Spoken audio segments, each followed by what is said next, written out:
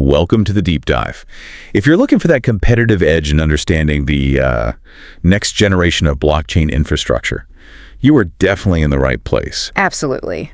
Today, we are taking a really deep technical look at the Sui blockchain. Yeah, Sui is, well, it's undeniably one of the fastest growing layer one platforms out there right now. Its performance is kind of forcing everyone to sit up and pay attention. Right. And we're looking at it, through the lens of competitors like Solana, like Aptos, because it really feels like the next step, the next evolution in this tech. And our goal today really is to give you that informed perspective on why. Why is Sui capturing so much market share so quickly? The numbers are pretty stark. And they really are. I mean, while the overall blockchain market TVL, total value locked, grew a solid 100% recently, Sui just, it blew past that. Yeah. A massive 220% expansion. Yeah. That even outpaced Solana's, 140% growth? Yeah. Which was already impressive. Yeah, you just don't get that kind of acceleration without something genuinely new, something novel under the hood, technologically speaking. Mm-hmm. Mm-hmm. It really signals that this infrastructure race, it's moving beyond just raw speed tests. It's getting into specialized architecture now. So this deep dive is about dissecting those choices, the technology decisions that actually enable that kind of efficiency. Exactly. Okay, so let's shift from the big picture growth down to the tech. Let's unpack the Sui's foundation. That seems to be where the magic starts, right? It kind of rejects the old models. Totally. The fundamental shift, the really big idea, is the move to an object-centric data model. Most chains we talk about, like Ethereum, they use an account-based model. Right, everything tied to one address. Exactly. Your state, your tokens, everything is stored under that single user address. Sui flips that completely. Assets, tokens, NFTs, even the smart contracts themselves, they're treated as individual programmable objects first and foremost. And that focus on assets, it makes a lot more sense when you look at where Sui came from. Our sources mentioned Miston Labs. Yeah, founded by those former engineers from Meta's Deem project. Right, so they were building something specifically geared towards managing digital assets really quickly, low latency. That background is absolutely crucial because that object model, it's the direct enabler for their scalability, for that parallel execution capability. Okay. And to make that work, Sui makes this key distinction between two types of objects, basically ones that can be processed almost instantly and ones that need more network coordination. Okay, let's start with the fast lane then. Tell us about these single owner objects. Right. So these are assets owned by just one specific address. Think of like an NFT sitting in your personal wallet. Okay, makes sense. If you want to transfer it, only you are signing off. You're the only one who needs to approve it. So changes to these objects, they only require what's called a Byzantine consistent broadcast. It's much lower latency. Hold on, let's clarify that term. Byzantine consistent broadcast versus full consensus. Yeah. What's the real difference there? Why is one so much faster? Great question. So full consensus or Byzantine agreement, that's the slow part. It's slow because basically every honest node in the entire network has to agree on the exact order and the validity of that transaction before it gets finalized. Like a big committee meeting for every transaction. Exactly. Think of it like a formal town hall meeting, everyone votes. But a consistent broadcast, that's much lighter. Since only the owner can actually change a single owner object, the chain can sort of assume the transaction is safe. Oh. It just needs to make sure all the relevant nodes get the exact same message in the right order. It assumes the owner isn't trying to cheat themselves, basically, and it bypasses that really expensive voting process. That's how you get near instant settlement. Okay, so that's the fast path. Now contrast that with the second type, shared objects. Right. Shared objects are things that can be changed or mutated by multiple people at the same time. Think of a liquidity pool in DeFi or a decentralized exchange, maybe an option contract. Things where multiple people need to interact. Precisely. Since these objects need input or agreement from multiple parties to change their state, they do need that full consensus, the traditional Byzantine agreement, just to be safe. So that's the scalability secret then. This hybrid approach. Sui only pushes those complex, multi-party shared objects through the slower, full consensus lane. Exactly. While the huge volume of simple transfers, sending an NFT, sending some tokens, the single owner stuff that can all happen in parallel, because they don't need that global agreement on order. That's the core architectural innovation right there. By separating out the vast majority of transactions, the ones involving just a single party's decision, you dramatically reduce the load on that central consensus mechanism. That's clever. It really is, and it leads to those big performance numbers. We've seen tested throughput figures reaching up to 297,000 transactions per second. Now, that's in specific test network conditions, but still. Nearly 300 kTPS. That capacity directly reflects that object-centric parallel processing power. Okay, the speed is obviously super impressive, but speed without security is, well, it's useless in this space. Absolutely critical. Which brings us to the Move programming language. Yeah. Now, why Move? It's another thing that came out of the DM project, right? Yeah, and it was designed really from the ground up to tackle the security problems that were becoming obvious in earlier languages, like Solidity. The key is that Move is what's called a resource-oriented language. Okay, jargon alert again. Resource-oriented linear semantics. What does that actually mean for a developer or a user, in simple terms? Okay, think of a resource in like an actual token or an NFT. Think of it like a physical object, like a $10 bill you're holding in your hand. Right. The language itself, its type system, enforces what they call linear semantics, which basically means that $10 bill can never be accidentally duplicated, like photocopied, or just lost, like dropped, because of a bug in the smart contract code. If the code moves that resource, that $10 bill, from wallet A to wallet B, it is gone from A. It fundamentally cannot exist in two places at once. It can't be cloned by mistake. And that's the huge difference compared to Solidity, isn't it? Because there, developers have to write all this extra code, all this complex logic, just to make sure the internal accounting, the numbers, actually match the real flow of assets. Precisely. And if they forget a check, or if there's a calculation error in that manual logic, boom, critical bug, loss of funds. That's exactly where billions of dollars have been lost across the crypto industry, that manual coding of asset safety. Move aims to bake that safety right into the language structure itself. Okay, that makes sense. And because smart contracts, once they're deployed, are immutable, you can't just patch them easily. Move was also designed with verification in mind. It's integrated with something called the Move Prover, the MVP. Yeah, Move Prover. It's a tool meant to be used routinely by developers during development. It lets them mathematically prove that their code behaves correctly, that it meets certain safety properties before it ever goes live on the chains. Wow, so formal verification built in. That's proactive. It's a huge step towards preventing bugs before they happen, which is vital given the stakes. And Move also tackles another big failure point we've seen in major hacks, basic ownership control. Like that Parity Wallet hack years ago, where just forgetting one check cost millions. Yeah, Move helps eliminate that kind of human error, too. It makes checking resource ownership a built-in security pattern.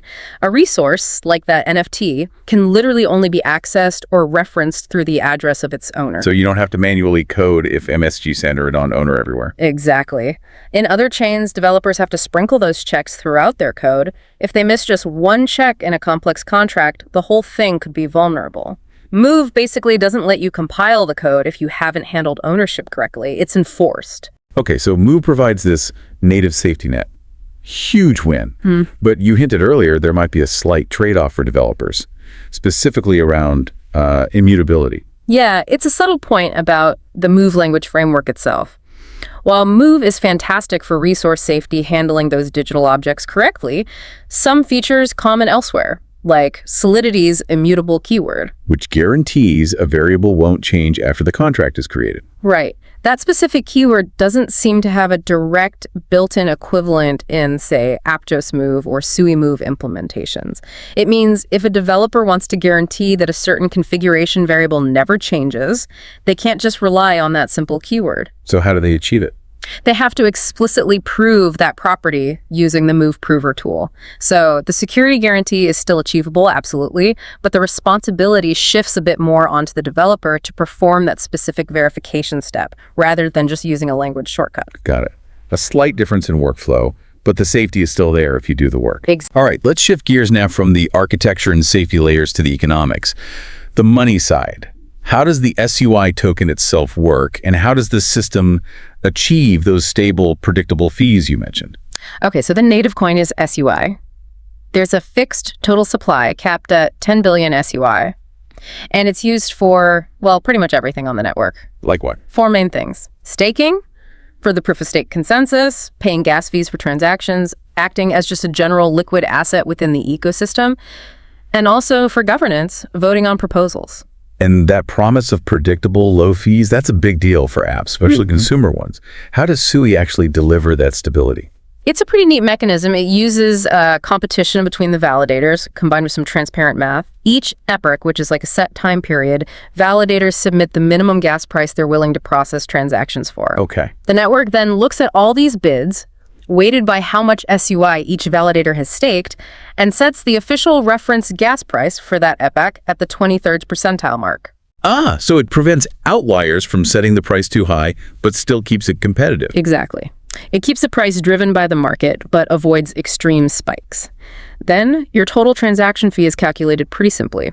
It's the amount of computation your transaction needs multiplied by that reference price, plus, and this is important, a separate fee that covers the cost of storing any new data on-chain permanently. And what does that translate to for the average user or developer? What kind of fees are we actually seeing? Well, it means consistency. We looked at recent data, like over a 30-day period, and the average gas fee on Sui was incredibly low, something like 0.000797 SUI. Wow, tiny. Yeah, very low. And crucially, it stays within a pretty narrow, predictable band. That removes a lot of the economic uncertainty for people building apps on Sui. Okay, now for what sounds like the most unique part of Sui's tokenomics, this storage fund. Yeah. It sounds less like a typical staking pool and more like, I don't know, a perpetual savings account for the network's data history. That's actually a really good way to think about it, yeah. It's basically a big pool of SUI that's designed to never be fully depleted. And it's funded by those storage fees that users pay when they add data to the blockchain in transactions. Okay, so storage fees go into this fund. What does the fund do with that SUI? It stakes it. The fund itself participates in proof of stake and earns staking rewards based on the proportion of total stake it represents. And who gets those rewards? This is the clever part. Those rewards are distributed to the current set of active validators on the network. Even if they just joined and didn't process the transactions that originally paid the fees. Correct. It's designed to compensate the current validators for the ongoing cost and responsibility of storing all the past data that's accumulated on the chain since the beginning. It ensures storage remains funded long-term. That makes sense. And there's also something about getting refunds, the deletion option. Right. This is really user-friendly. If you as a user or developer decide you no longer need some data you previously stored on-chain, maybe you're decommissioning an old app or deleting old NFTs, you can actually delete that data. And you get money back. You get a partial refund of the storage fees you originally paid to store that data in the first place. It incentivizes keeping the chain state tidy. That's a fascinating economic loop. But okay, the big question here. This storage fund is constantly growing as fees come in, and it's locking up SUI. How does that impact the overall token supply and its value proposition? Since the total SUI supply is capped, right? Exactly. Because the total supply is fixed at 10 billion SUI, the storage fund acts as a direct built-in deflationary mechanism. As network activity grows, more transactions happen, more data gets stored, more storage fees flow into the fund. This effectively takes SUI out of the active circulating supply and locks it away in the fund long-term. So more usage potentially leads to more scarcity. Precisely. It's engineered scarcity, which directly enhances SUI's potential as a long-term store of value. The busier the network, the more SUI gets locked up. Okay, that's really innovative on the economic side.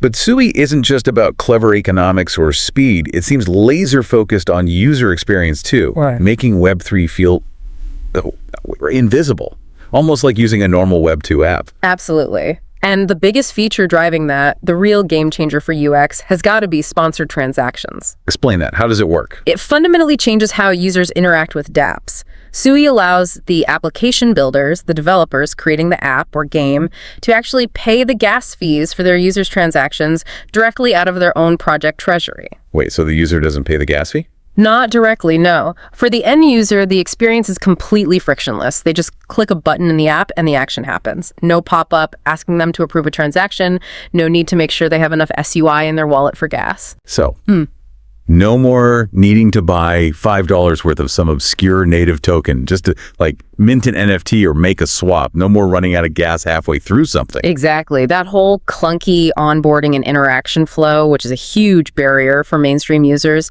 just disappears. Wow, how do the builders afford that? Well, the builder takes on that gas cost and they cover it through their own business model, maybe ads in the app or optional subscriptions or selling premium items, just like Web2 apps monetize. And the user just gets a smooth, uninterrupted experience. That's the goal. Removing that gas wallet friction is absolutely critical if you want to onboard millions or billions of users, especially into things like gaming or social media on the blockchain. Okay, let's zoom out again and look at the bigger picture, the competitive landscape.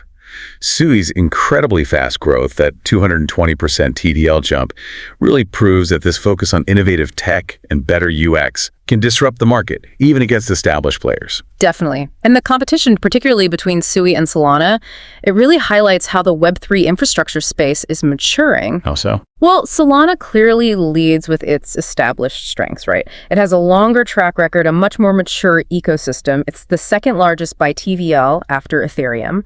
It's got deeper liquidity, more established tooling, and those big institutional and payment integrations, like with Visa and PayPal. Strong foundations. But then Sui comes along. And Sui carves out its own powerful position based almost purely on, well, next-generation innovation. Its strengths are that advanced architecture we talked about, the object model, the parallel execution, plus the significantly improved user experience from things like sponsored transactions. And it seems to have a clearer focus maybe on gaming and high-throughput consumer applications. So the takeaway here isn't necessarily Sui versus Solana who wins. It's more that the market is evolving. I think so, yeah. The key takeaway is that the movement is clearly rewarding platforms that are optimized for specific types of applications and specific user expectations.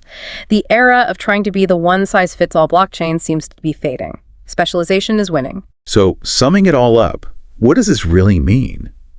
It feels like Sui's architecture, that object model combined with the Move language, is enabling a genuinely new kind of application development faster. Potentially safer, definitely smoother for the user.